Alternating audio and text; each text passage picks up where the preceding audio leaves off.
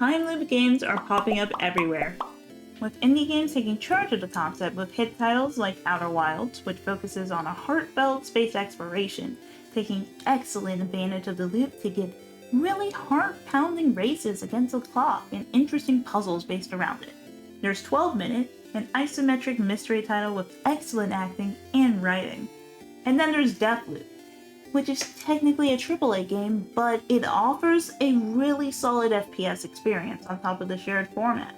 However, there is one glaring absence from this rogue gallery of genres, a genre which damn near defines the gaming medium to an entire generation of people. The one, the only, turn-based RPG. Enter In Stars and Time.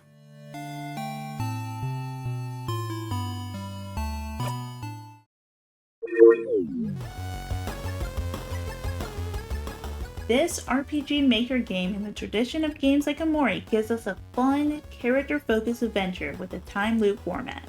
Created by Adrian Bazier and based on their webcomic Start Again, which is based off the video game of the same name, In Stars and Time is a top-down turn-based RPG that brings the comic characters to life in a new story. You play as Sifrin, a pun-loving knife wielder with a past unknown to you who has been traveling with your 4 Dungeon & Dragon archetype companions. Mirabelle, a housemaiden blessed by the Chain God, Odeline, the traveling researcher, Isabu, your lovable tanky fighter, and Bonnie, the kid with endless amount of snacks.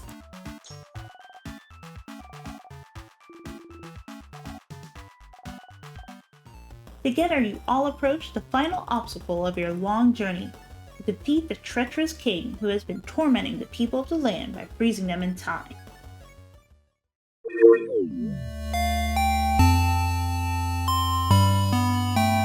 While in most games you are the passive victim of the time loop who must solve a puzzle to escape its grasp, In Stars and Time offers a different perspective, one where the loop is a specific will which is pitted against your own. You can control the loop to various extents, using your will and memory to determine how far back you go during each cycle. But how do the loops start?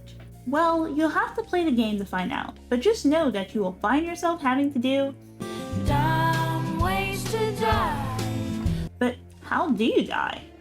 Well, to not spoil the astonishing secrets and dialogue choices that can get you to meet your end, the most classic way is, well, through combat. The combat mechanics in the game offers a captivating blend of familiarity and innovation. At its core, the system revolves around a rock, paper, scissors dynamic, where characters and enemies are associated with craft types: rock, paper, or scissors.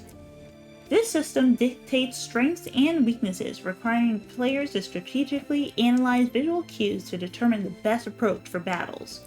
Sometimes you are given an enemy where they are almost KO, just about 0.00001% damage is needed. It's the enemy's turn, only for Bonnie, your trusty snack helper, gets ready for combat. Doing damage! No, wait. Damn it, Bonnie. No! Oh, yes! Finally! Best kid. Best kid. Additionally, your companion's craft and levels reset their progress once you die, but you're able to regain these skills in future loops through memories mechanics.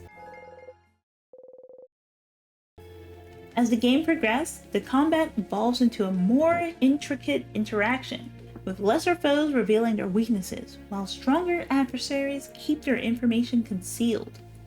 The integration of character-specific abilities and skills further enhance the strategic depth, encouraging experimentation and tactical planning in each engagement.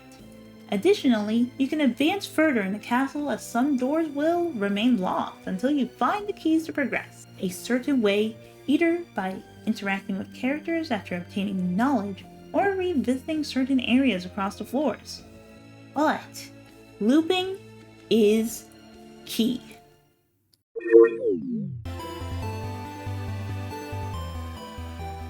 Without looping, you won't be able to progress further, which really livens up the mechanic and gives a much more open RPG-like feel to the game. As you go through each loop, mechanics are slowly introduced to ease your next run. There's additional crafts as you level up, new ways of building up team attacks, memory mechanics, and so much more. Pacing is helped with the breaks provided at the end of each cycle. There's even a mysterious star being named Luke, who's sort of your mystical guide and seems to know way too much about you. Speaking of pacing, the opening scene is kind of a slow start. It took me about an hour to get to my first loop, but that could have been due to me wanting to explore every nook and cranny of the base game. And looking back, getting that time to really connect with the characters and world was essential to experience. If the game was to end on the first loop in 10 minutes, it would have taken me much longer to care about any of these characters. Except my darling Isabu. Anything for you, my dear.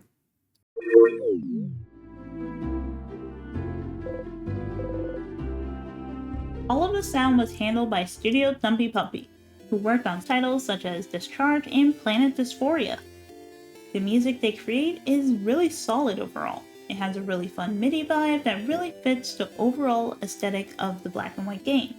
The only downside is that all the major boss fights share a similar or same theme. This can get a little repetitive and leaves the bosses with less of a unique identity, despite their difference in playstyle.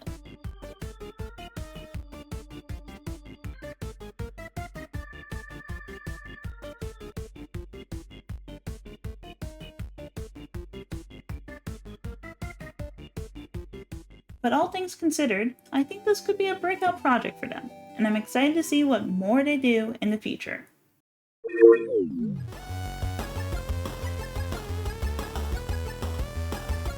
There are some really nice moments of world building with the magic system.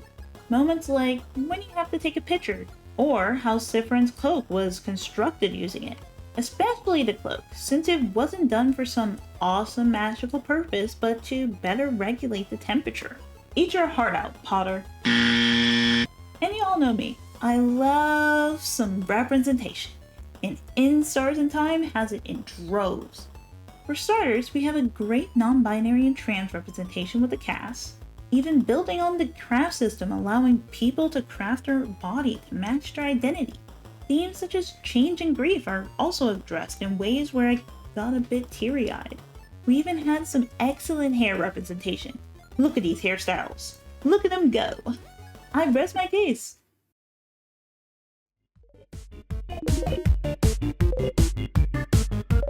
In Stars and Time is a standout RPG Maker game for those who appreciate artistry and emotional depth of games, as well as innovative Timeloop mechanics.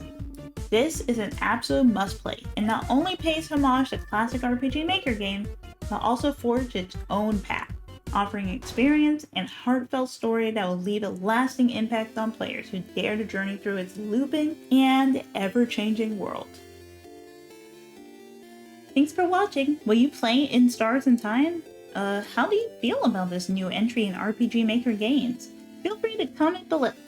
Thanks to DemiKlo for video editing, CEAR for co-writing, and special thanks to Lucius and my art team for all the hard work. Au revoir!